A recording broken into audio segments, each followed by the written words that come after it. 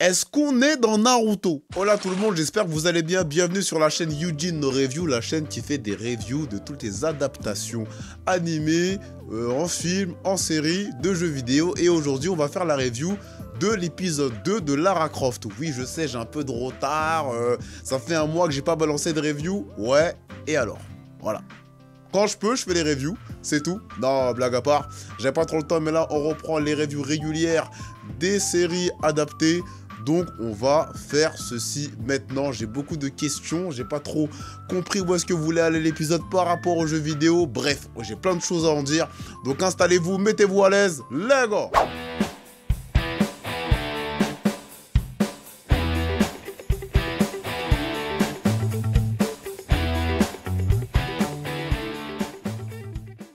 L'épisode 2 qui s'appelle La Malédiction. Donc, résumé à la ZUP, comme d'habitude, Lara arrive en Asie, dans un pays, sur une île asiatique, je sais pas trop où c'est, j'ai pas très bien compris, peut-être que j'ai pas suivi, peut-être que c'était dit dans l'épisode, mais j'ai pas fait attention, en tout cas, voilà. Donc, arrive sur une île, veut rentrer en contact avec les autochtones, mais il lui refuse un peu la discussion, hein, voilà, genre, je suis pas ton ami, par la maman, voilà. Ensuite, arrive Jonah qui calme les choses, arrive à prendre contact. Donc là s'ensuit l'explication de un peu la mythologie, la légende de la malédiction, etc. Et en fait, cette dame lui dit, oui, en fait, vous êtes arrivé trop tard par rapport au chasseur, etc. Elle essaie de convaincre, en fait, cette dame-là qu'elle n'est pas avec le chasseur. Mais le problème, c'est au but de son attitude assez agressive, ça fait que, bah, on a du mal à la croire. Donc, ce qui énerve, en fait, Lara. Donc, après, elle va faire une petite séance de yoga près de l'eau en lançant un galet. J'ai pas compris l'intérêt. En fait, j'ai compris l'intérêt dans un sens, mais ça, bon, on revient après dessus, voilà. Ensuite, après de brèves négociations, qu'est-ce qui se passe? Du coup, la dame lui dit, bon, bah non, on veut bien t'aider, mais tu vas aller sauver les enfants d'abord, voilà. Donc, go dans la forêt, go dans le temple. Dans le temple, il trouve un peu les légendes, etc. On lit les murs, on suit la mythologie du truc, voilà. Elle trouve un enfant. Mais c'est pas vraiment un enfant, en fait. C'est plus une matérialisation, plutôt, des enfants, ou de l'âme d'un enfant, du moins. Elle le suit. Elle trouve les enfants. Elle comprend la légende, elle libère l'esprit. L'esprit donne l'inspiration à Lara. Je vais y revenir à ça parce que ça, j'ai rien compris du tout, d'accord? Donc l'esprit donne l'inspiration à Lara pour qu'il puisse s'en sortir. Et du coup, elle sauve les enfants, etc. Voilà. Ça, c'est résumé à la ZUP très rapide. Bon, maintenant, on va parler de plusieurs trucs. Déjà, dans un premier temps, dans un premier petit temps, il s'est passé quoi entre la fin de l'épisode et ça? J'ai pas compris. C'est timelapse de ouf. À la limite, c'est pas grave. Ok, il y a un timelapse. Voilà. Elle arrive dans le village, elle est un peu agressive, agacée. Ce qui peut faire peur, en fait, aux autochtones. Donc ça, on comprend que peut-être qu'ils sont pas très coopératifs. Ça, c'est une première chose. Et c'est plutôt bien, en fait, par rapport à ça, parce que ça prouve plusieurs choses. Lara qui a les nerfs, parce qu'en fait, elle veut se dépêcher de trouver en fait les choses pour pouvoir avancer par rapport au trésor qu'elle a perdu, qui est le lien qui la relie en fait à Ross. Donc on comprend son énervement et on sent l'agacement en fait, parce que du coup elle est hantée quand même par cette chose là, par la mort de Ross, etc. Toujours hantée par les choses. Donc sur ça je comprends parfaitement, et ça on le comprend. Par la suite elle va essayer de lâcher ses nerfs près de l'eau. Elle lance un premier caillou, voilà, qui tombe à plat dans l'eau. Après, il y a un enfant qui ressemble étrangement à la matérialisation, en fait, qu'il y a eu dans le temple. Donc, est-ce que c'était l'esprit? Est-ce que c'était l'esprit pour lui dire qu'il faut faire le vide pour trouver la bonne direction? Si c'est ça, c'est subtil, c'est pas mal. Par contre, pourquoi à Lara? Est-ce que c'est parce que c'est le scénario ou est-ce que ça a vraiment un sens? Bon, ça on verra peut-être après, dans l'épisode 3, 4, 5, 6, 7, 8, 9, 8, parce que ça s'arrête au 8. D'ailleurs, la saison 2 est prévue, voilà. Donc, Lara, quand elle recommence ce mouvement, elle se calme, elle inspire pour trouver la paix, mais on voit au fond d'elle qu'elle n'est pas en paix parce qu'elle est hantée par les souvenirs, par les mauvais souvenirs qu'elle a et par la culpabilité en fait. Et ça c'est plutôt intéressant du coup parce que on sent que malgré tout, des fois, quand elle est dans une phase où genre tout va bien, elle rigole, en fait au fond on sait qu'elle n'est pas guérie, elle n'est pas guérie de ses blessures antérieures et c'est ce qui fait que malgré tout, elle est toujours un peu en proie à être un peu dure, à être un peu agressive, à être un peu... Donc c'est plutôt cool. Donc ils font le chemin.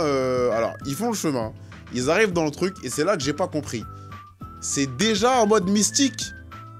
Parce que dans les jeux, parce que c'est bien par... Enfin, ça c'est une série qui est un peu dérivée des jeux à la base. Je veux bien comprendre. Mais dans les jeux, le côté mystique, il arrive quand même bien après. Genre vers 3/4, 4/5 du jeu. C'est vraiment la fin, l'ésotérisme. Le côté un peu mystique et tout, magique. Bon, moi ça m'a pas dérangé. Par contre, j'ai une question. Est-ce qu'on est dans Naruto? Parce que là, j'ai pas compris en fait. Elle parle avec l'esprit, communauté.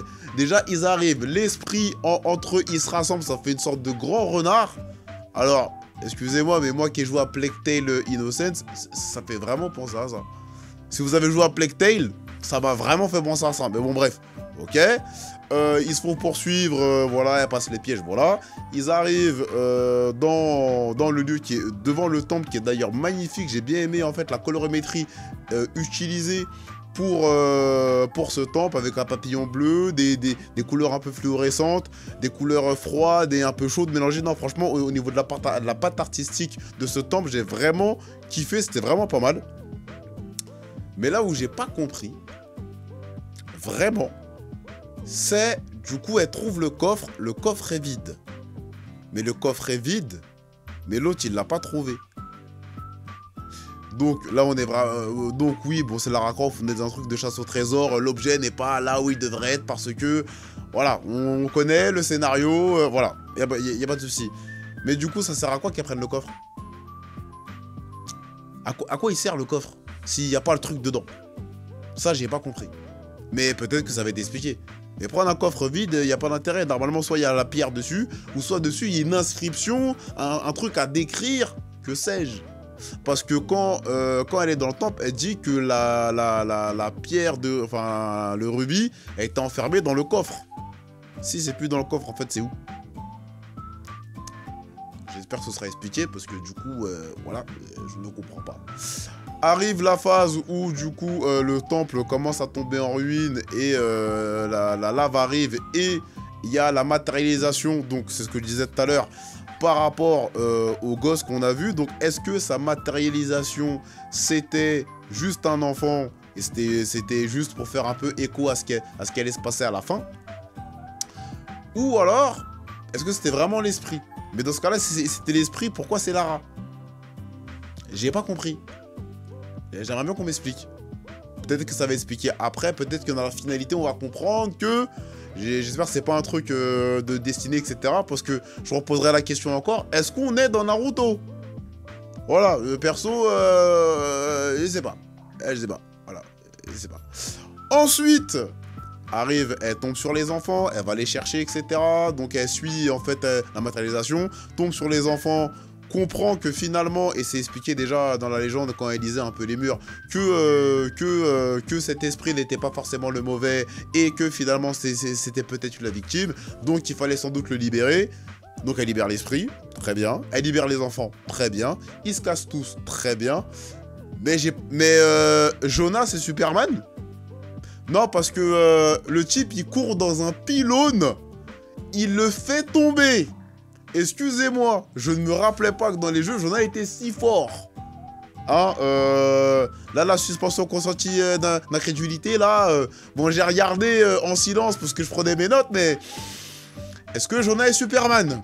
C'est ma question. Jonas est-il Superman? Répondez-moi en commentaire parce que je ne comprends pas. Je ne comprends pas. Et là, le pire du pire, comme par hasard, elle invoque l'esprit. Je sais que tu es là.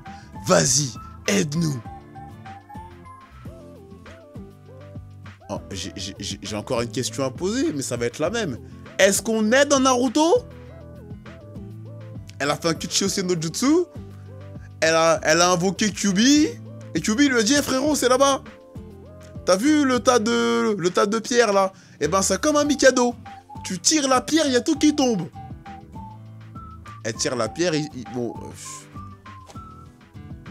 Alors, moi, il y a deux choses qui me dérangent. De un, ça va trop vite.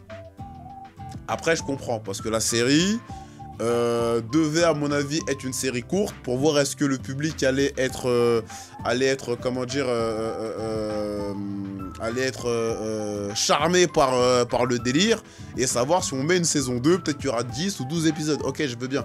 Là, ça va trop vite. Là, vous voulez raconter votre histoire trop vite, il se passe trop de choses. En très peu de temps, il se passe trop de choses. Et pour moi, ça crée des incohérences.